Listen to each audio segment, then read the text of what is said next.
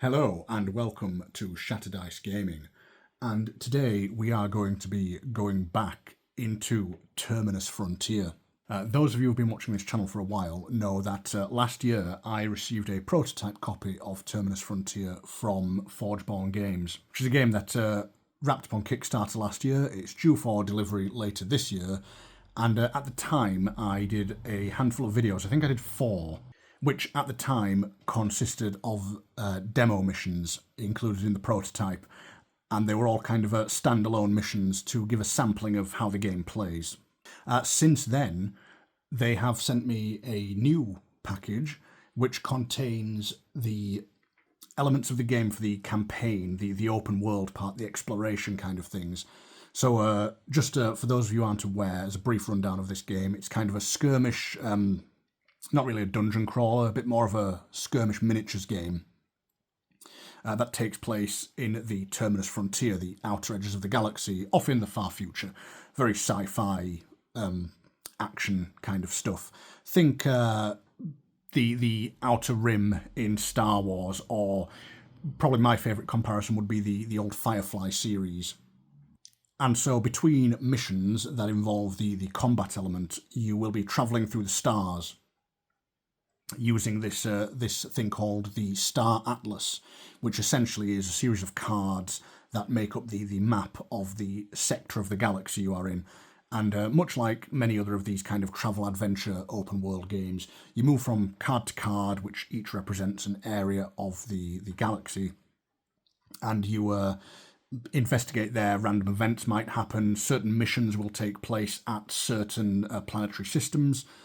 So it's kind of the role-playing aspect of the game, where you are, well, like I say, travelling around and interacting with various events. So I look forward to showing some of that off and how that works. Now, what we're going to do is make a little series out of this, because I really enjoy this game. I'm really looking forward to the full delivery and getting the miniatures and everything else. And hopefully this might help you to make a decision whether you'd like to buy this game when it comes to retail, or I think you can still late back this, actually. I think it's still available for late backing, so hopefully this will be interesting to some of you. So what we're actually going to do is, even though I've done several missions of this previously, which you can go back and watch on my channel if you like, I talk a lot more about the rules in those missions and how the game works. This is designed to give you a sample of the feel of the game and how it works. So I'm not going to focus on talking about rules as much in these videos, but what I am going to do is play through the first 4 or 5 missions of the campaign. So there will be spoilers. Now, I know the first few missions are minor spoilers. If at any point we get to a mission that will be a major story spoiler, I will give thorough warnings in that. But if you don't want any spoilers at all, if you've already backed this game and you're looking forward to it yourself, and you're not interested in watching anything that might spoil the content for you, then maybe these videos aren't for you. But they are light, and because it's a prototype, everything is subject to change. It is entirely possible that these missions might change, the story might change, so we'll see how that goes. And it's also going to show you those in-between mission parts of character leveling, travelling around the stars, interacting with events, interacting with settlements, all that kind of thing. So hopefully this is going to give you a full picture of how this game plays, rather than just what the mechanics are. So, with all that said, I think we are pretty much ready just to get on with this, and I'll do some dramatic readings as I'm known to do. Act 1, Watch Point. Hyperthrusters roar at full power as your ship breaches the atmosphere of Makar, quickly closing in on the colony distress signal. Hot on the trail of your quarry, your crew makes final preparations for the upcoming operation. A live surveillance feed flickers on your holo display, revealing a gruesome scene below as multi-eyed biped aliens open fire on screaming, fleeing colonists. Our contact wasn't lying. It's the Butcher for sure. We've been tracking that scrapper killer for months now, and he's finally making his move. You heard that, squad. It's payback time. Remember, Watchpoint wants the Butcher alive. We only get half pay if he's dead. I make no guarantees. I lost too many comrades when this monster first raided Makar. Ada, the ship's AI system, says, "We are arriving at the drop zone coordinates. Prepare for the orbital drop in T-minus 60 seconds. All right, listen up, squad. We are preparing to jump from lower atmosphere into the hot zone. We will be wearing grav packs to slow our descent to the surface. Once we land, engage any hostiles and hunt down the Butcher. The area will be teeming with colonists, so check your fire. It's time we make the Butcher pay for his crimes." Your team leaps out of your ship. Arid gas clouds and dust hurtle past you as you plummet towards the planet's surface. Flashes of small arms fire light up the ramshackle buildings below. As you close in on the settlement, your squad activates their gravity packs, slowing your descent. Soon, energy blasts are whizzing past you as the scrappers open fire on your squad. Over the comlink, Gravis shouts, "Enemy contact! All units prepare to engage and track down the Butcher." Okay, so that's the introduction to our mission. Now, our objective here, as if you haven't guessed from that intro, is to locate and defeat the Butcher. If we kill him, we're only going to get half pay. And now this is a bounty hunt, so essentially that's tracking down, grabbing criminals. So in this game, from what I've seen in the majority of the rules, to capture a bounty alive, you have to defeat them while you're adjacent to them, and that kind of represents you knocking them out and taking them prisoner, rather than, blowing their head off with a sniper rifle or whatever it may be. So here's the setup for our mission. Now we have these 3 colonists who we are going to want to save, and these 4 scrappers who are in our way. No sign of the Butcher yet, but we have a door up at the far end, which will probably lead to where the Butcher is if I had to hazard a guess. I am playing as the Vanguard and the Zealot Gladiator.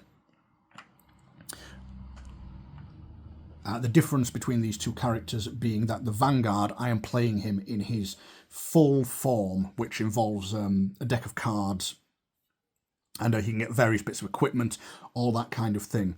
The Zealot Gladiator is being played as what's called a crew member. So in this game, to make solo play easier, they have developed simplified forms of the heroes. So each hero, or hunter as they are called, can be played as a crew member, which I will try to show you some of this on screen. Unfortunately, as I'm sure you can see, this game is quite the table hog. It is a very big game, makes it a little bit difficult for filming, and I want to keep the camera pointed at all the action here, rather than all the finicky bits around the edge, all the card decks and everything. But the crew member form is just, like I say, it's a more simplified version. It's easier to handle. They're not quite as powerful or as versatile, but they can get the job done. And so that's just going to make playing the game a little easier for me. And I'm only playing with 2 characters here because it just keeps the number of enemies a little bit more limited, and it lets me sort of focus on the gameplay a bit more. So with all that said, we are ready to begin. And the first phase of every round is the strategy phase, which means we take these character tokens for the characters we're playing as, and we place them onto the squad formation track, which is kind of like an initiative track. It's going to determine who goes first, who goes last, etc., etc. And based on where you choose to activate on the squad formation board will determine certain bonuses you can get and how much threat you get. So we're going to want to act quickly here because we want to save these colonists, and the colonists begin with a threat rating of 3, so the scrappers are really targeting them. So the first thing we're going to do is take our Zealot Gladiator, and he's going to activate as our point man, which is initiative position 1. This means he's going to gain 2 actions this turn. He's going to go very early in the round, and he will immediately gain 3 threat. Now, when he moves up the threat track, you have these icons which represent a spendable resource called Resolve. And these allow us to activate various special powers. And you can move up and down this threat track, but you only gain the Resolve the first time you move onto a labelled space. So as we see, he moves up to space number 3, which means he will gain 1 Resolve as he passes space number 1, and then reaching space number 3, he will gain a second Resolve token. So he has 2 Resolve. Then we are going to put our Vanguard in the Fire Gunner position, which is initiative 7. This isn't going to make him as threatening, because he's only going to gain 1 threat, which gives him 1 resolve token. He does, however, as a bonus for being the fire gunner and activating relatively late in the round, gain a +1 damage token. And something to be aware of in this game is when you gain a +1 damage token, you can spend it to apply +1 damage, of course, but unlike a lot of games where if you gain more tokens, each one is a +1, the second time you gain one of these tokens, which its technical name is a boost token, not a +1 damage token, so I'll try and remember to refer to it as a boost token. If you gain a second one, you flip over your boost token, and as you can see there, it tells it's actually +3 damage when you've got 2. So these are a lot more beneficial if you save them up. So that is the hunters placed on the squad formation track. So we go on to the second phase, which is the enemy phase. And that is where we draw from the deck of hostile AI cards. And this tells us what the enemy are going to do. So we draw the top card. Now these aren't actually random, they're always structured in a certain order. So we look at our first one, and it's called Seize the Initiative. Unprepared for your squad sudden assault, the enemy is taken by surprise. So this tells us they're going to target whoever is the highest threat. And then we have 3 different colours of squads for enemies and NPCs. We have the black squad, the yellow squad, and the red squad. Now in this game, the black squad is the colonists. So we can place them on the board, and they will activate at initiative 6. However, colonists actually don't do anything, they just stand there. So they're not going to be firing back or anything. We're just going to have to try and save them. And the yellow squad, as you can tell by their bases, are the scrappers. And they're going to be activating at initiative 8. So fortunately, we are going before the scrappers, which means we now move on to the action phase, which is where each unit activates in order. So we're going to start with our Zealot Gladiator. And he is in a good position over here to get some attacking done and try and save this colonist, because we want to save as many of these colonists as we can. So the first thing he is going to do is going to activate one of his special abilities. So, as I said before, he is a crew member, which means he has these 2 cards available to him at all times, which are his kind of special abilities. So when he uses one of these cards, I will flip it over, and then he has to take the rear guard position in order to refresh that card, which means he will act late in the initiative phase. So they can be a little bit difficult to get back if you're needing to move quick. But it is very handy to always have these 2 cards available for use when needed. So the first thing we're going to do is spend 1 action point to use grab and throw. This tells us he can move up to 2 spaces, and then he performs a combo attack with Smashback 2. Smashback means he moves the opponent away from him. So he's going to move up to 2 spaces. So he's going to move 1 to here. And then we are going to perform a combo attack against this Scrapper number 2. So when we perform a combo, we take his ammo deck. Now he has 2 weapons. He has a shotgun and a cybernetic arm. For melee attack, he is using his cybernetic arm. And what we do with a melee attack is we draw... And what we do for a combo attack, is we draw 2 of these cards, and then we discard the 3rd one. And we add up the amount of damage, and that's how much damage we do to the Scrapper. So our first card is very good. It's a direct hit. So this is going to do 2 damage, and it ignores cover and armour. Fortunately for us, the Scrappers have not got cover or armour. But it's still a good amount of damage. And then our second one... Okay, so if this was a strike, it would do 2 damage. But it's not. It's a combo attack, so it's only going to do 1. So that does a total of 3 damage. And then we have to discard this one, which is lucky because inaccurate, as it tells us here, is a miss. But there is a special rule surrounding how this miss works that I'll explain later if it comes up. So the total of damage we inflict on Scrapper 2 is 3 damage. Now you do get a nice little tracker board to keep track of your enemy's health, but I can't fit those on camera, so I'm just going to place dice next to them for the purpose of this, so I can track their health and you guys can see how much damage they've taken. The Scrappers have 8 health, though they're pretty tough, so we're not going to kill him with that. But if you remember, our grab and throw ability gave us +2 smashback, and his cybernetic arm weapon already has 2 smashback, so that's going to do 4 damage. Now when you use smashback, you can move the opponent in any direction you want, but they must end their movement further away from you than they began. So I can move him up to 4 spaces, and it seems like the best thing for me to do with him is to move him 1 space this way, and then 3 more spaces in this direction into his friend there. And the reason for that is because he can't move any further. For each space he would move, he is going to take an additional damage, which would be 3 spaces, which means he now takes another 3 damage, putting him on 6 damage.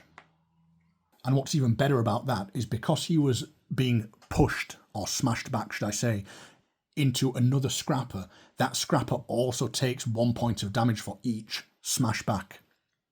So basically, that other scrapper, scrapper number 3, he would also take 3 damage. So got a nice little result there from that. Now he's only got 1 action left, and he has used his grab and throw, so that is no longer available to us. But we can use basic actions, and basic actions are your usual, like, you know, shoot, melee strike, you can aim, you can move, all these kind of things. And that's what our crew member Zealot Gladiator is going to be using a lot of. We can either try and finish off scrapper number 2 by attacking him with the shotgun, or we can attack scrapper number 1. Now I think at this point, killing an enemy is going to be better for us than leaving him alive. So we're going to target scrapper number 2. And we're going to target him with our shotgun. So our shotgun can only be fired on pulse, which means 1 shot. So we'll draw 1 card from his shotgun ammo deck, because you have different decks for different weapons. And that deals 2 damage, ignoring cover and armor. So that is nice and simple. It does 2 damage to him, and it kills scrapper number 2. Now the good thing about that shotgun as well, although we didn't need it, is if it's 1 to 2 spaces away from the target, it also deals 2 damage. So that attack would have actually done 4 damage to him. But we didn't need the extra damage. Okay, and we could choose to end the turn of our Zealot Gladiator there, but we gained 3 resolve earlier, and resolve is very handy. Because what we can do is spend 2 of that resolve, which we're going to do now, to activate one of his special abilities called Hammer Fist, which allows him to use a combo attack.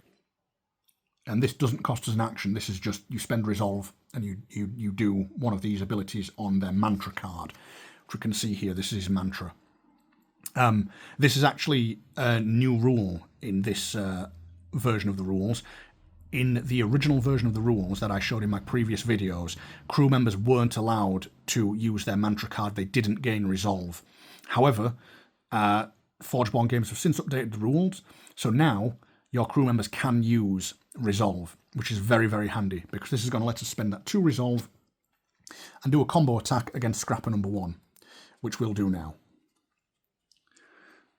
So our first card does 2 damage, our second card does 2 damage, and our third card is discarded, and it would have done 1 damage. So he's only got 1 card left there now, so he's going to need to reload soon. But that is not a bad result. That's 4 damage, and it deals smashback 1. So we can choose to either move him away from us here, or we can attempt to move him into this wall, which we're going to do, because as we said before, if he can't move, he takes an extra damage, putting him on 5 damage. So we've done a pretty good job here of weakening these scrappers. And we've still got the Vanguard to activate. And because the scrappers are activating at initiative 8, it means our Vanguard is going next to initiative 7. Now the Vanguard is a full character, not a crew member. So he actually picks his actions from an action deck, which he begins with 10 cards. And I'll just shuffle them now, actually, because I didn't shuffle them earlier. And at the start of the game, we draw 5, and our basic hand size is 5. So at the end of each round, we always draw up to 5. And let's have a look at what we've got. So we've got Phalanx Advance, we've got Rapid Fire, we've got Get Moving, which is, this is very good because these yellow numbers here tell us how many actions it costs, so we can actually do this for free. We've got Flush 'em Out, and we've got full auto. So let's have a quick look and see what we're going to do with these. So the first thing we're going to do is use this get moving card.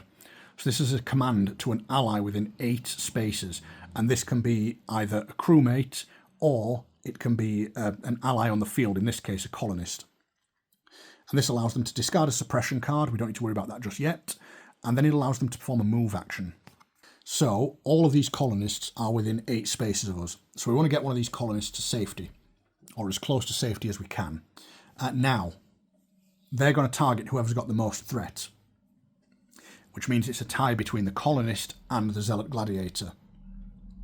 So these 2 colonists would be targeted because they're closer to these guys. So what we want to do is move these away to make sure the scrappers aren't going to target them because they don't have a lot of health. So we're going to tell colonist number 3 to move 3 spaces, and what we can do is tell her to move 1, 2, and then climb this ladder up to the top of this building, where she's not going to be completely safe, but she is in cover while she's up there. And now remember, that was a free action, because the card didn't cost anything. So we actually still have 3 actions left, so we can do a lot of damage here. So we're going to attempt to take out another scrapper. And a really good thing in this game is enemy units do not block line of sight. So we can actually shoot past this colonist and get this guy behind her. He's already taken 3 damage, so we really want to try and take him out. So what we're going to do is use rapid fire, which allows us to fire 2 times from where we're standing. It increases our threat by 1. So he's going to go up to 2 on the threat track. It doesn't get any more resolve, but he's going to get 2 attacks. So the first attack, we are going to aim at scrapper number 3, stood all the way over at the back there. And for this attack, he is using his M42 Redeemer pulse rifle. And this has 3 fire modes. Pulse, which is 1 shot. Burst, which is very similar to that combo attack we saw where we draw 2 cards and discard 1. And then full auto, where we draw 3 and discard 2. So we're going to use a burst attack against this guy. So our first card does 2 damage. Our second card does 1 damage. And then we discard the third card, which unfortunately is a direct hit. So we only do 3 damage to him. But that puts him up to 6 damage. And then we've still got another attack left, and we do want to try and get rid of him. So we're going to do another attack. Doing the same thing again. We could go with a pulse, but that requires us getting 2 damage, which I'm not certain we're going to get. Okay, we've got 4 cards left here. So what we're actually going to do, we are going to fire him on pulse. Oh, and that's very handy because that pulse does 2 damage because we're firing on pulse, which is enough to put him onto 8 damage and kill him. So that's another scrapper down. And we still have 2 actions left over. Now we haven't got a lot of cards left, but that's not too big of a deal. We can deal with that later. Because what we're going to do here is use our second action point to use full auto. Now this is very handy because what this allows us to do, first of all, it increases us by 2 on the threat track, putting the Vanguard up to 4. So now all enemies are going to target the Vanguard. But as he passes space number 3, he will gain another resolve token, giving us 2 resolve. Then we get to move 2 spaces and then fire on full auto. So what we're actually going to do here is move out of this cover, and we're going to move 1, 2 to get between this scrapper and this colonist. So he's basically guarding her. And then we get to fire on full auto. Now the good thing here is it says you may ignore 1 miss during the attack. And this is advantageous for us because in this deck we have 4 cards left. Sorry, we have 3 cards left. Now I know one of these cards is going to be the miss card because every ammo deck contains a miss card. And even though we can't discard 2 cards, it doesn't matter. You can still fire on full auto. Even if you only had 1 card in your deck, you could still choose to fire full auto. It's just you ignore whatever cards you don't have. So he's firing off the last of his rounds. Okay, well, a pulse would have been nice there, because that would have done 3 damage. Instead, it just does 1. Our second card is the miss, which we can ignore, but all this would have done would have added no damage anyway. If you have a suppression card in your hand, which you can get added to by various things, it would mean the entire attack misses. And then the third card is a nice 3 damage. So that is a total of 4 damage on scrapper number 4. And our Redeemer pulse rifle is now out of bullets, unfortunately. Which means, with our last action point, now both of our remaining cards are useless because they're both to do with shooting. So what we're going to do is discard this card. Now, I'm confident all the colonists are safe. So instead of telling one of them to move, because you can discard a card for a basic action, and one of those basic actions is ordering an ally to move. But we're not going to do that because we think they're safe. We're going to discard this card, and instead we're going to use the basic action Reload, which lets us take our empty Redeemer pulse rifle deck and then just shuffle all of those cards. And that is our pulse rifle reloaded and ready to go in the next turn. So that was a very, very good turn for our heroes. But now it is the Scrapper's turn.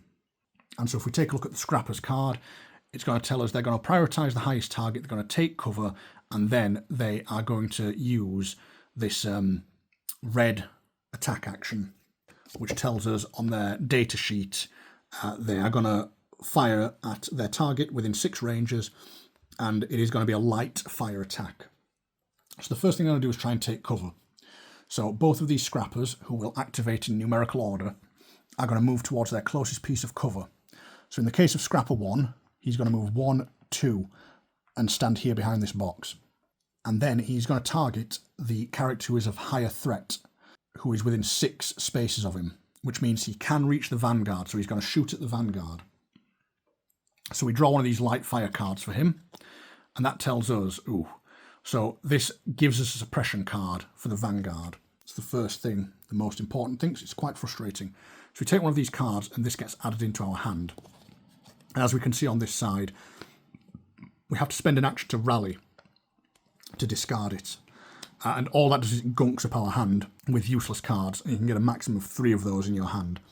Then it deals 1 damage to his body location.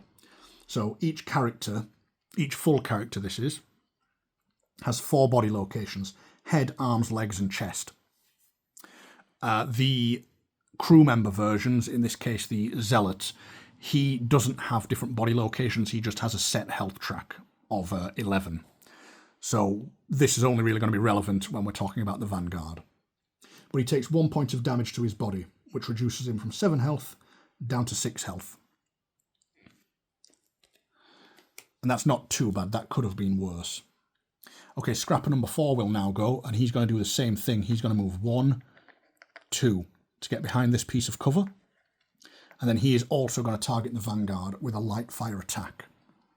And he actually gets a miss, so that's very handy for us. It's a very good turn. Now, the top card of our AI deck is Scenario Event A. So, when we see this at the end of the round, it means we resolve Event A, which is detailed in the mission guide. But before we do that, our Vanguard draws back up to his hand size. So he's got 2 cards, so he's going to draw 3, 4, 5. And then that's what we've got to deal with for the next turn. Then we resolve Event A. So, Mission Event A. Alerted by the sound of battle, more Scrappers appear out of the buildings to join the fray. Suddenly, Gravis lands in front of you. The Butcher is inside that building. Take out the hostiles and get ready to breach the center doors. I'll go secure the rear to cut off his escape. Gravis breaks into a run and disappears into the alleyway between the buildings. Okay, so this tells us that in a 2-player game, 1 Scrapper spawns at spawn point number 2, which is this token over here with the number 2 on it. So he appears there. And that's the end of the first round. So now we go right back round to the planning phase.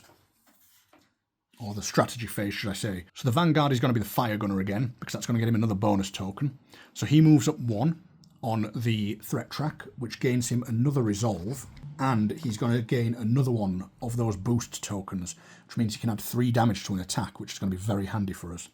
The Zealot Gladiator is going to go at the flank position, putting him at initiative 2.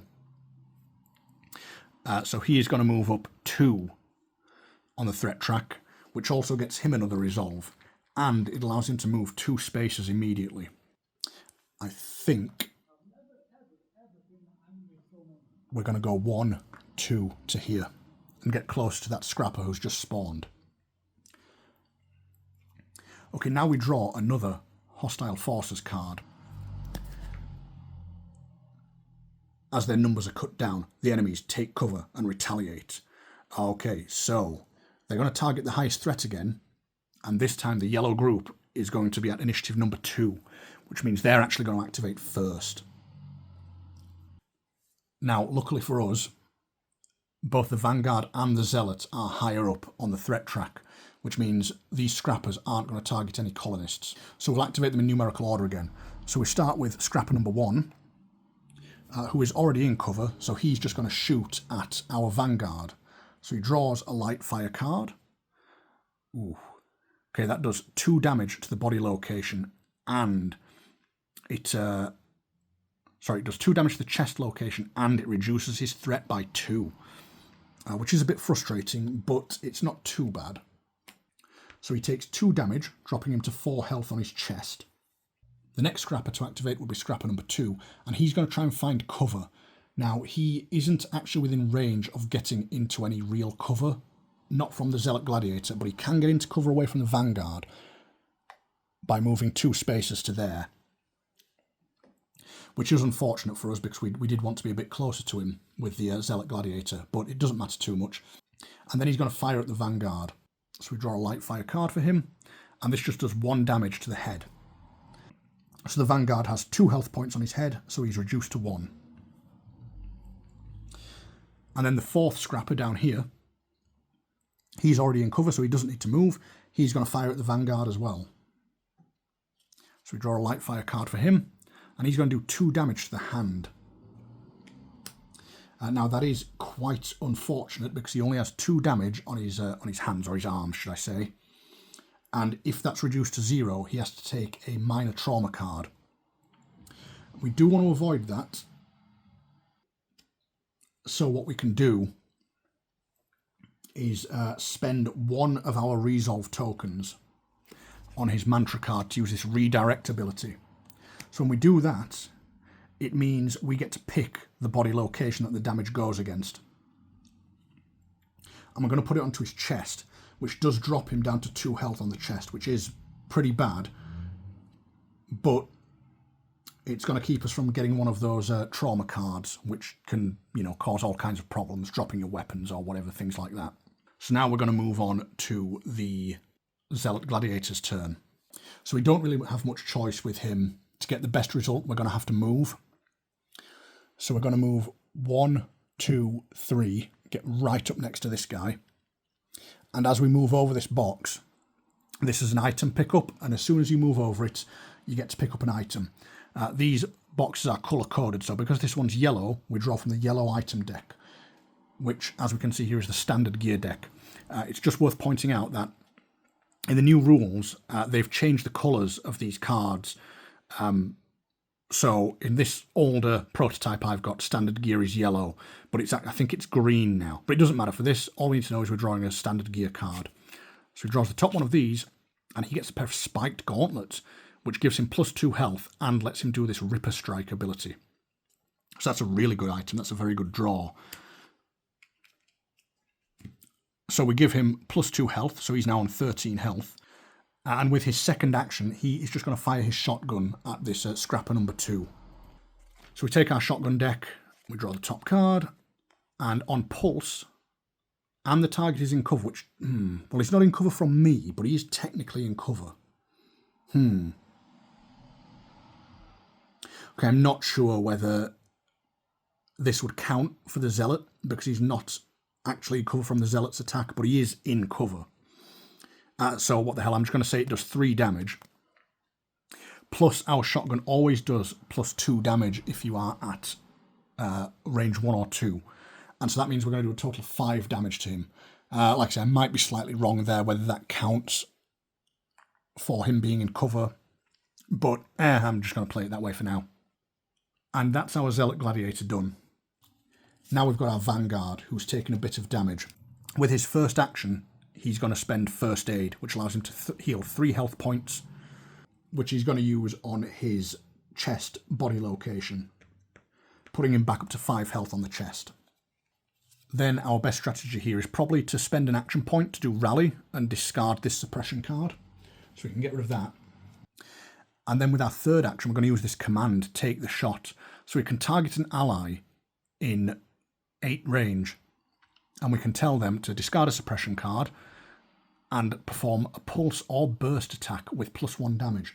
So of course we are going to use that on the Zealot Gladiator, and this guy is very nearly dead, so we're just going to draw we're just going to do a pulse attack and draw 1 card, which is inaccurate, so this does no damage by itself. If the Zealot Gladiator had a suppression card on him, it would miss, but he hasn't been suppressed, which is very fortunate for us. So this does no damage, except for the fact that that Take the Shot we just played applies +1 damage, and it's within 2 range of the enemy, which, as we said earlier with the shotgun, applies +2 damage. So we actually do 3 damage even though we drew a miss card, and he's got 5 damage on him at the minute, +3 is 8. So we actually kill that scrapper.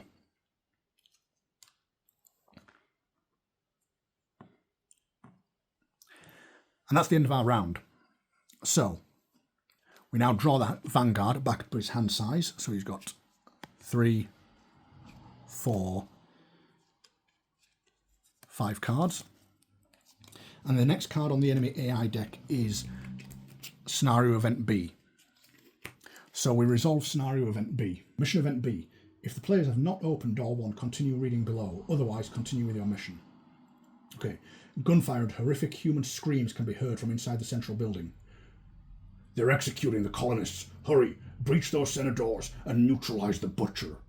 New objective, move to door 1 and open it. When you accomplish this, proceed to door 1 open and read it.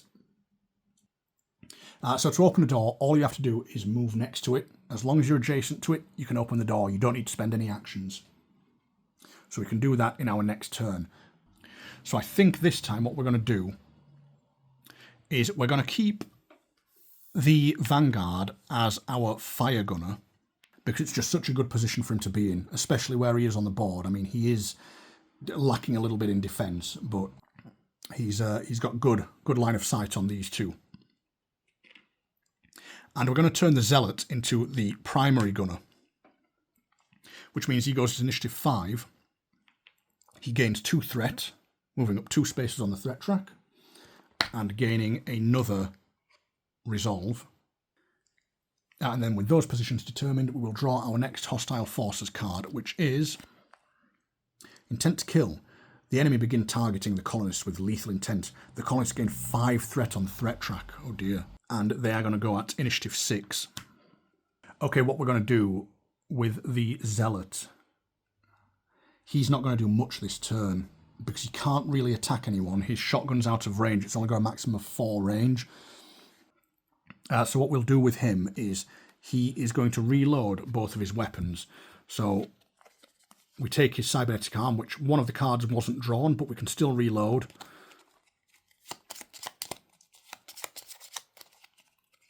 That's reloaded. We're going to take his shotgun, which has 2 shots unfired, and we're going to reload that as well. And then with his third action, he is going to use the aim basic action. And he's going to use that with his shotgun. So what that lets us do is we get to take a look at the top card of his ammo deck for his shotgun, okay, which we know is a direct hit. So now we can choose to put this either on the top or the bottom of the deck. It's one of the best cards he's got, so we're going to put it on the top. So we know his next attack is going to be a direct hit. Okay, unfortunately, that's him done. And these colonists might take a bit of an attack now. We should have really gone earlier here and tried to take out these scrappers. because they're going to use their purple ability, which means they're each going to heal 2 to themselves. Then they are going to shoot at the colonists. So he goes down to 2 damage, and he goes down to 3 damage. And then it's just going to be a light fire attack. And they'll attack the colonist closest to them. So Scrapper number 1 will attack colonist number 1 and do 1 damage to her.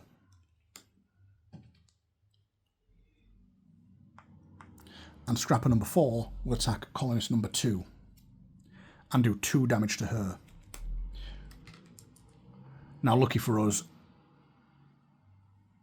they have got 4 health each, so they are still alive. And then it is our Vanguard's turn. And we have 3 actions with the Vanguard. So the first thing he's going to do is use this ability, Light 'em Up. So the first thing you can do is fire on Pulse or Burst, then move, and then fire Pulse, Burst or Full Auto. So he gets an extra point on the threat track. We're going to go with a Burst attack against this Scrapper. So we're firing with his Redeemer again. We draw 2 cards. 1, 2, and then we discard the third one, which is a miss. So we've got 3, 4 damage here. Unfortunately, he's in cover, which means all damage against him is halved. So we only deal 2 damage to him, putting him on 5 damage. Then we get to perform a move. So what we're going to do is we're going to move 1, 2, 3 to here. In fact, we'll go to there. And now we've got line of sight on this Scrapper where he's got no cover. So because he's got no cover, we're going to fire Full Auto against him. So we get 1, 2, 3, 4 damage against him. And then the last card would be discarded, which puts him on 6 damage. And that is our pulse rifle, once again, out of ammo. So with our final action point, we're going to use Adamantine Charge. And that allows us to move and then use a strike or a combo. So we get to move 3 spaces. So we're going to go 1, 2, 3. Stand here right next to him. And then even though our pulse rifle is out of ammo, the Vanguard also has his mono sword. And this is either a strike or a combo. We want to make sure we get him killed, so we're going to hit him with a combo. So we draw 2 cards and discard the third. So the first one does 3 damage, the second one does 1 damage, and the third is discarded. Okay, so a bit of a waste of cards there, a bit of an overkill, but that successfully deals many points of damage to him. And that's enough to kill that Scrapper. And then as the card tells us here, if we did damage, we gain another boost token, which means we now have 2 + 3 tokens, which is going to be very, very handy for us. But unfortunately, that is the end of that turn. And we're really going to have to get moving here, because we're running out of time. So, at the end of the turn, we're going to draw another card for the Vanguard, which gives him 4 cards, but we are now out of cards.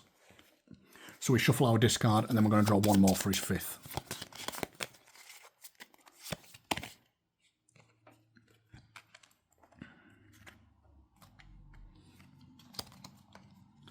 Then we resolve Event C. Gravers, please report. Have you secured the area? Negative. I'm taking heavy fire. The Scrappers are preparing an escape route from the rear. Squad, we are running out of time. Take down the Butcher before he escapes. Okay, you have 2 more rounds to defeat or capture the Butcher. If the Crisis Event card at the bottom of the deck resolves, the Butcher will escape. Okay, so we've got to be quick here. We've taken a bit too much time here. Okay, so back to the planning phase. We actually want to go quite late here. We want to maximise our actions. Zealot Gladiator will take Primary Gunner, giving him 2 on the threat track. And the Vanguard is going to take the role, take the Fire Gunner position, increasing him 1 on the threat track. And the Zealot Gladiator will also gain a boost token from his Fire Gunner position. Okay, we're going to open this door in this turn, so I'm just going to readjust the camera. Okay, so now we draw our Hostile Forces card for this turn. and we find that we have Wild Charge. The hostiles surge forward with a roar, intent on carnage. So this is really good. They're going to activate as Initiative 2, which is exactly what we wanted. And the reason we wanted that is because when we go through that door, any enemies in there will not activate this turn because they will have missed their initiative step. So they're going to target the highest threat, which is good because that is now our Zealot Gladiator. So this Scrapper is going to try and target the Zealot Gladiator. He's going to move as fast as he can towards the Zealot Gladiator and attack him. So his movement is 3 spaces. So he's going to go 1, 2, 3. And even though he's right next to this colonist, the Gladiator is in range. So he draws a light fire card, and the Gladiator takes a suppression card and a point of damage. So that drops him to 12 health. And when a crew member takes a suppression card, unlike the standard characters where it goes into their hand, this suppression card covers one of his abilities. But what we can do is actually our other ability card is called Kinetic Shield, and this activates on defense.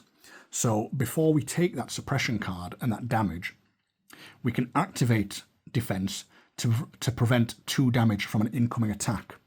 So he actually doesn't take any damage, but he still takes the suppression card. But as both of his ability cards are now flipped over, this can't be placed, so it's ignored. And that's the Scrapper's done. So now we have our Zealot Gladiator. And he is going to get through this door. So his first action is going to be to move. He moves 1. We open the door. As you kick open the door, the Butcher greets you menacingly, flanked by Scrapper grunts. They have a colonist cornered. In a croaking, raspy voice, the Butcher issues a command. Blood for blood. Kill the humans. Spare no one. Increase the colonist threat value by 3. So that puts our colonists right up to the top of the threat track. New objective. Defeat the Butcher. Okay, so the Butcher is on a red base, which means he is part of the red squad. So on here it tells us the red activation token goes on space number 4. So he would charge and do an attack, but because we've already gone past that initiative step, he's going to lose this turn. Okay, and the Zealot only used 1 movement point to get to there. So he can use 2, 3 to get up to here. So the best thing to do with him might be to actually move into a closer position. In fact, yes, it is going to be. So what we're going to do with him is we're going to use his last action to move 3 spaces. So we just need to move 2 to get adjacent to the Butcher. And now we want to deal as much damage to him as possible. Yeah. Okay, so what we're going to do is we are going to spend 1 resolve to activate on our mantra, Brutal Attack. Your next attack this turn gains +1 smashback. And I believe we can do these multiple times. So we're actually not going to spend 1, not 2, but 3 resolve, because he's got a lot of resolve, to turn his next attack into a smashback +3. And then with his last 2 resolve points, we're going to use Hammer Fist to allow him to make a combo attack with smashback 1. So this is going to be an attack that does smashback 4 with his cybernetic arm. And his cybernetic arm, if we take a look at his card, already does smashback 2. So this attack is going to do smashback 6.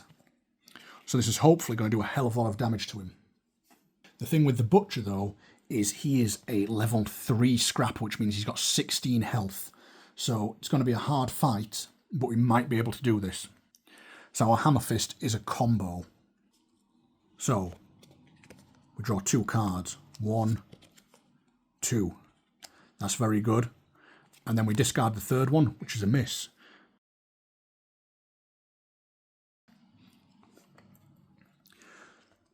So that does 4 damage to him. And then we smash him back 1. But what was that? Smash back 6 altogether. So because he can't move any further back, he takes 5 more damage, putting him on 9 damage. And that was our second action with the Zealot Gladiator. But he's got 3 actions. So what he's going to do with his 3rd action He could move closer, but we're going to order this colonist to safety and tell her to move 3 spaces. And I'm pretty confident now that our Zealot Gladiator can finish off the Butcher by himself. So as we go on to the Vanguard, okay, we're going to do some basic actions with him. So the first thing we're going to do is use Get Down to allow us to move. So with that basic action, we move 3 spaces. We're going to go 1, 2, 3. Then we're going to use Adamantine Charge to allow us to move another 3 spaces. As we go 1, 2, 3, we stand on this token. And that lets us collect another standard item. So this time we get a flash bomb. Nothing too fancy, but it's handy all the same. Then with our third action, we're going to use Phalanx Advance, which once again, we can actually use this to gain another threat. But then we also gain a shield token, which allows us to reduce damage that we take, and we get to move 3 spaces. So we're going to go 1, 2, 3 to here. And now we have 2 cards that don't cost us actions. So we got very lucky there, because this one will let us move 2 spaces, which we very much want to do. So we're going to have to manoeuvre around this cultist, 1, 2 to there. And now we can use the Give 'em Hell command. Or we could just use it to move. Actually, I think we'll just use it to move. And we're going to go 1, 2, 3. And that's the end of that turn. So as you can see there, by choosing to go later in that round, we were able to actually completely bypass the enemy attacks. We do have this scrapper down here to worry about in the next round, so we want to go early and get this finished, because as soon as we kill the Butcher, that's it, the game ends. We go back to our strategy phase, and for squad formation, we're going to put the Vanguard on point, giving him 3 threat. So he gets to the top of the threat track and he gains maximum resolve. So he is also maxed out with his 7 resolve. He also gains a marked target token, and he gains another boost token, which we've been saving this whole time. And he's now going to get +9 damage to his next attack. The Zealot Gladiator is going to go in the flanking position, but he does get to move 2 spaces. He only needs to move 1, so he's going to move to there. And then we draw the Hostile Forces card. And this time we've got the Butcher going at 2. And we have the rest of the Hostiles going at 6. So this has worked out perfectly for us here. The Hostiles demonstrate their ferocity in an unpredictable assault. Because we went so quick with the Vanguard... Oh, we forgot to draw cards for the Vanguard. Okay, so the Vanguard needs 5 cards. 1, 2, 3, 4, 5. So the Vanguard's going to go first. He's only got 2 actions.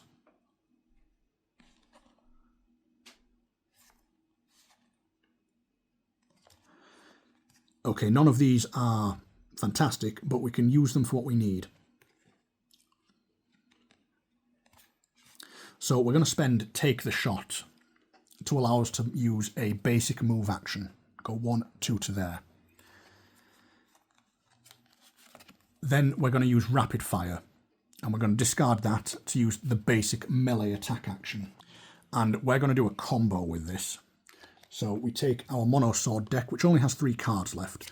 So, okay, the first one is a miss. We don't have any suppression cards, so it just does no damage. And then the second card does 2 damage, and the third card is discarded. So this does 2 damage, but we have... Oops. All 3 of those boost tokens that we've been saving up to do 9 damage. So that's a total of 11 damage.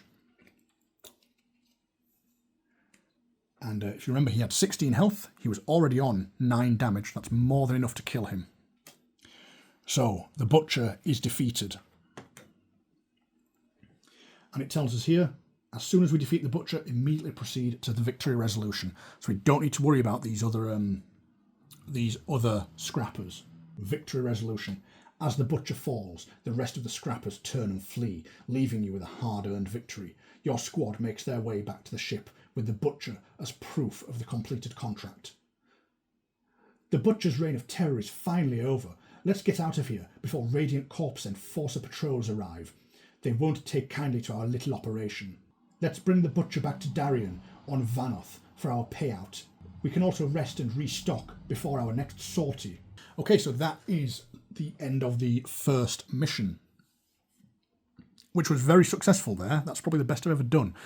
I'm going to clear away the board, and then I'm going to show you the paperwork side of things, the bookkeeping, the role-play stuff, shall we say.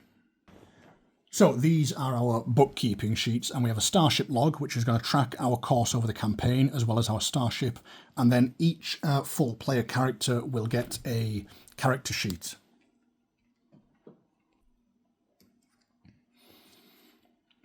So this is going to track all of our money or all our experience, all that kind of stuff. So we're going to need to do a little bit of bookkeeping here, which we'll do really quickly. So our rewards for that mission. The first thing we get is 1 colony reputation. So we increase our reputation with the colony. So we've got our reputation track here. Let's just get a closer look in at this.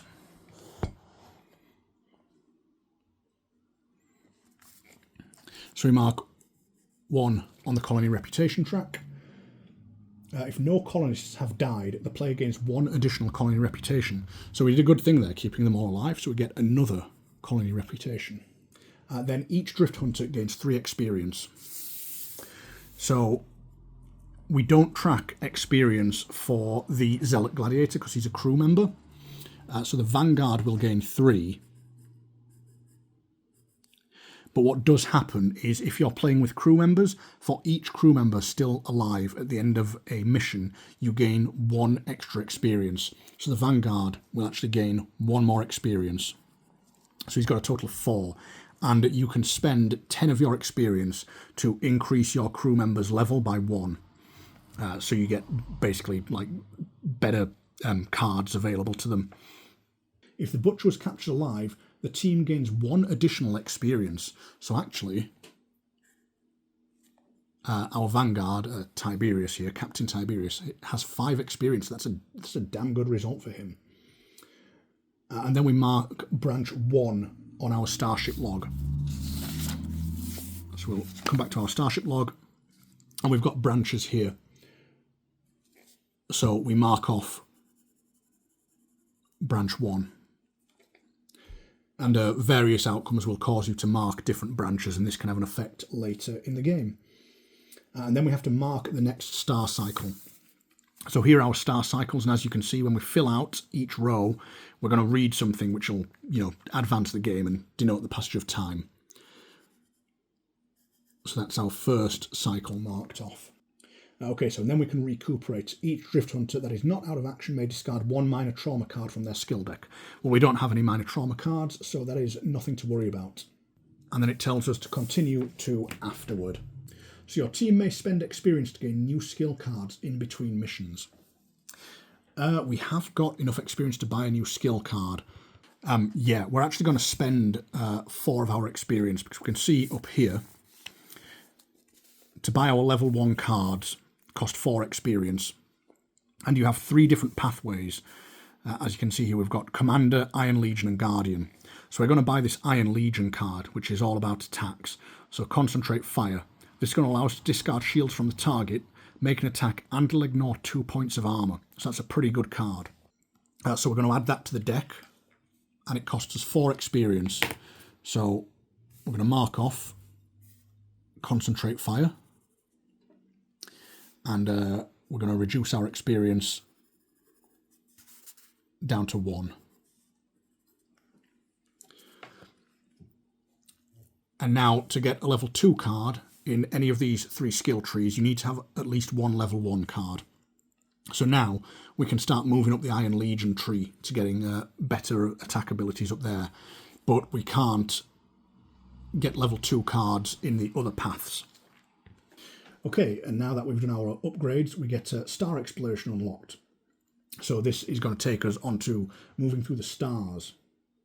So I'm just going to set that up, and then I'll explain to you what we're doing. Okay, so this is the Starbinder Atlas, which was very kindly sent to me by Forgeborn Games.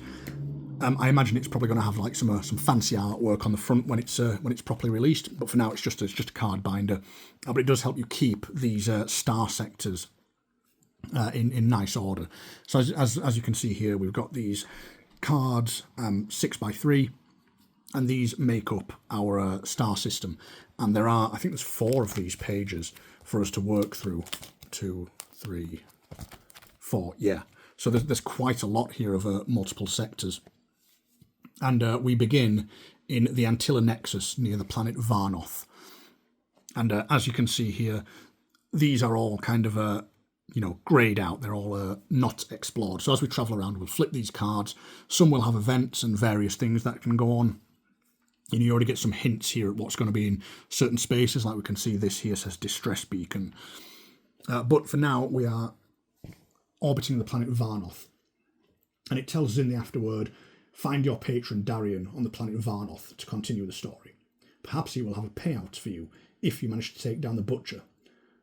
So that is, fortunately for us, right where we are. So we're not going to travel anywhere, because we're already where we need to be. But to travel, it's very simple. You just move to one of the other cards. You can't move diagonally, so you would, if we wanted to go to sector B9 here, or beta 9, we'd have to move 1 and then move 2 like that. So we're going to go straight to the planet Varnoth. And what's really handy about this is if we take our starship, we can just slot it in there so we know what card we're on. And then we go to Varnoth, which is outlined here. So when we visit a planet, it will look something like this. So we've got Varnoth, toxic slum world. As your ship descends into the atmosphere of Varnoth, the clouds part to reveal a ramshackle slum city full of human refugees, rustic metal shacks, and tall smokestack-like refineries. Your starship lands near a docking bay, close to the shores of the green, acidic sea near the edge of the town. So we have various exploration choices. So 1, visit the trade district, which is outlined down here so we can buy some new equipment, but we don't have any money yet. 2, visit Darian at Watchpoint Command. 3, walk the Central Commons. 4, visit the Undergrotto Bar. 5, visit the Swampmire Vats. That requires mission 2 though, so we know we've got another mission on this world. And then 6, depart and return to the sector map. So the first thing we want to do is get our payment from Darian. So we're going to go with 2, and we're going to visit Darian at Watchpoint. So we need to read section 1.1. So 1.1. If you have Exploration 61 on your Starship log, go to 1.12. Well, we don't have that, so we just continue reading. Your squad moves towards the central halls of the Watchpoint structure. As the rusted metal doors creak open, you are greeted by a tall, well-built agent, Darian Dranner. His military longcoat flutters as he strides towards you. Ah, my man, good to see that you have returned. Okay, so if you have branch 1 on your Starship log marked, which we do, because we took the Butcher alive, we go to 1.2. Cut the pleasantries, Darian. We're here for the bounty. Gravis hauls in the Butcher and slams him onto the ground for delivery. That's the Butcher, all right, and this one's not half cooked like last time. Darian inspects the Butcher briefly before throwing you a bag of credits. Each Drift Hunter gains 200 credits. So we'll take our Vanguard sheet out. Now, remember, as I said, the crew members don't count for credits, so the Zealot Gladiator won't add any credits to our total, but we do get 200 for the Vanguard. Gain Watchpoint Reputation plus 2. Gain 2 Watchpoint Reputation. So we come back to our Starship log, and this time Watchpoint, the guys we work for, we get 2 reputation with them. So hooray, we're getting pretty popular. The Watchpoint guards lead the Butcher away into the holding cells. Watchpoint thanks you for putting an end to their terror. It's a rough job, but we're cleaning up the frontier, one scumbag at a time. Continue to 1.5. Those scrappers are pirates, real ruthless. Normally, they raid merchant vessels, but as of late, they've been slaughtering whole settlements, women, children, all mutilated beyond recognition. They're the lucky ones, though. Some get taken alive. Who knows what happens to them then? Listen, you're our top hunters, so We need you on the field. This sector is falling apart at the seams. I have 3 priority missions for you. More scrapper raids? Not this time. The first report is that an alien beast is stalking the colonists of Vanoth. The locals call it a sump thresher, like it's some kind of common pest. Unfortunately, this thresher is one of the deadliest apex predators this side of the galaxy. If it manages to lay eggs, its spawn will ravage our population. Your orders are to track down the sump thresher and eliminate it pronto. Secondly, we have a lead on a dangerous fugitive, Arthur Grimm. Arthur was once a member of Watchpoint before he lost his mind. Now he's a serial killer. Arthur was last seen in subsector Beta 5 on Makar, holed up inside a warehouse. You are to apprehend Arthur Grimm and bring him to justice. Please stop Arthur before he harms more innocents. Thirdly, we have a distress signal coming from a vessel in subsector B11. The ship appears to be derelict and running on emergency power. Be prepared to rescue any survivors before the ship's life support systems fail. I'll leave it to you to decide what order to tackle these missions in. Once you complete all 3, come see me for your next job. Good luck out there, Drift Hunters. Okay, gain Mission 2, Mission 3 and Mission 4 in your mission log.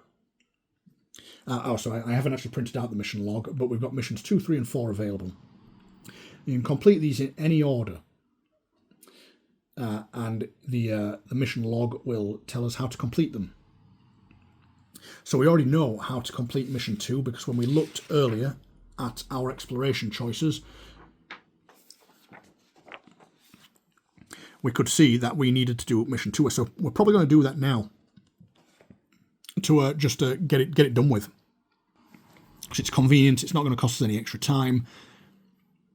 But what we can do before we embark on that mission, we could choose to buy something. So let's see what we've got available. So we can buy a health kit for 100. We can buy a reflex sight for 150, which is pretty good. A combat helm for 100, or some combat armor for 200.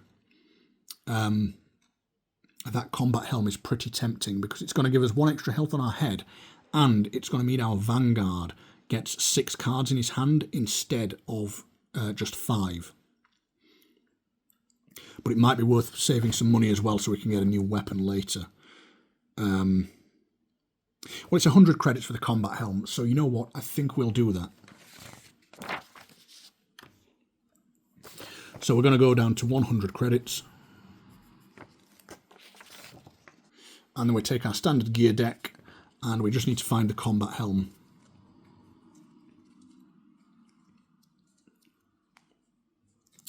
There we go. So our Vanguard has this combat helm. Okay, now what other choices do we have? So we can walk the Central Commons, and we can also visit the Undergrotto Bar. So I think we're just going to do these orders. We may as well just explore as much as we can. So we're going to walk the Central Commons. So we need to go to 1.6.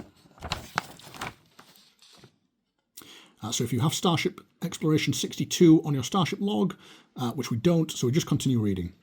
The Central Commons looks like a shanty town with shelters cobbled together with scrap metal to keep the toxic rain out. Various human refugees wearing rags are huddled together near foul-smelling steam vents for warmth. It's hard to watch their suffering. Rather than submit to Radiant Corp's martial rule of Antilla Prime, these colonists fled to Vanoth as refugees. They keep their freedom, but at a steep cost. Suddenly, you are approached by a cloaked woman. Please spare some V-creds for my family. We need food. Oh, okay, so we've got a choice here. We can either donate 50 V-creds, or we can walk away. I was just talking about saving money for... I think this is going to increase our colonist reputation, I would guess. And if we get our colonist reputation up to 8, it means we'll get a minus 25 credit discount. That's what I'm guessing this is going to do. Hopefully she's not just scamming us. So I think... it's 50 credits, but... Okay, we'll do it. Why not? Let's be good, guys. And we go to 1.12. So, lose 50 V-creds for your donation. This loss can be from one Drift Hunter, or... Well, it's got to be from the Vanguard, hasn't it? Cloaked Woman. Thank you so much. We have so little left after fleeing Antilla Prime. I will be able to feed my family for many nights now. Here, please take this. It may help you on your journey. Oh, gain 1 combat boot. Standard gear item. Nice. And we gain 1 colony reputation. So that was definitely worth doing. So let's get those combat boots. The good thing about these cards is they've all got these icons in the top corner, so you can really quickly, exo-frame boots, you can really quickly find which body part you're looking for. So there we go. Oh, so that's basically just combat boots for 50 credits cheaper, and it gives us 1 extra health on our legs. So not a bad result there. I'm glad I didn't spend all the money. And we gained that 1 extra colony reputation. So we'll just update that. Colony, we're now on 3 reputation. And we have to reduce our V credits from 100 down to 50. Oh, then mark exploration 62 on your starship log. So where are we at? Exploration 62. Oh, there we go. So that will also have an impact on different things that happen later, potentially. And then we go back to our exploration page again. So this time we wanted to visit the Undergrotto Bar. So that's 1.7. In the seedy underbelly of the slum city, you find the Undergrotto Bar. The area is rife with strange alien denizens and seedy bottom feeders. You make your way to the bar and order a drink. The bartender, Karos, greets you. Welcome back, Hunter. Looking for usual? Okay, dialogue choices. What's the word on the street? B, know anything about the scrappers? C, what do you think about Radiant Corp? Or D, down your drink and move on. Well, we may as well ask all of these. So we're going to start with, what's the word on the street? 1.8. Word on street is that Jaden Zahn is out for blood against the Merchant Guild. 4 more dead merchants were found on Moros Prime since last decacycle. Zahn's name was found carved into their bodies. Jaden's wanted poster is over there in that corner. Maybe you can track her down. There's a good bounty if you do. Okay, so gain mission 13 in your mission log. And then we get this sticker here. I don't know whether these are going to be actual stickers or just images in the final version. But yeah, so we can hunt down Jaden Zahn for a 200 credit reward. So let's ask her, know anything about the scrappers? So that's 1.9. There are rumours of a scrapper hive out past the Cerulean Nebula. That nebula is dangerous territory to venture into, especially travelling sub-warp. Plenty of trade ships venture out that way and never come back. If you go that way, best be on your guard. Okay, so we're probably going to run into some dangers if we go out towards the Cerulean Nebula. So we actually have a notes part on our character sheet, so we're going to just make a note of that. Cerulean Nebula, be on guard.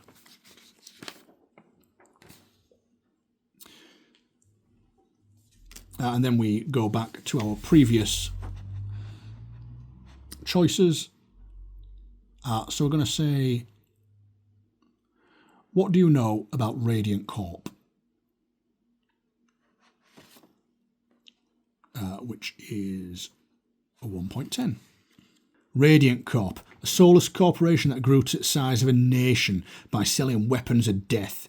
They even own an armada that rivals the Procyon dominions. Hard for any governments to have much say when the corporation's military is the size of yours. Word on street is that Radiant is scouring frontier for something big. Hopefully they find it soon and things go back to normal around here. That is all 3 of our choices done. So down your drink and move on, return to exploration. So we go back here, and that is the basics of exploration, because now at this point we're ready to start mission 2, which is visit the Swampmire Vats and take out that Sump Thresher. So that is definitely going to be the end of this episode, and in the next episode we are going to do that mission, which is a mission I did before this one. Is taking out the Sump Thresher. It's our first boss mission, so it can work as a nice little refresher on boss missions, and we will see how that goes. So until next time, thank you for watching. Thank you very much to Forgeborn Games for sending me this and letting me kind of explore the campaign element of this game a little bit. I hope you guys have enjoyed this, and I will see you next time. Don't forget to like and subscribe and all that YouTube stuff. Bye.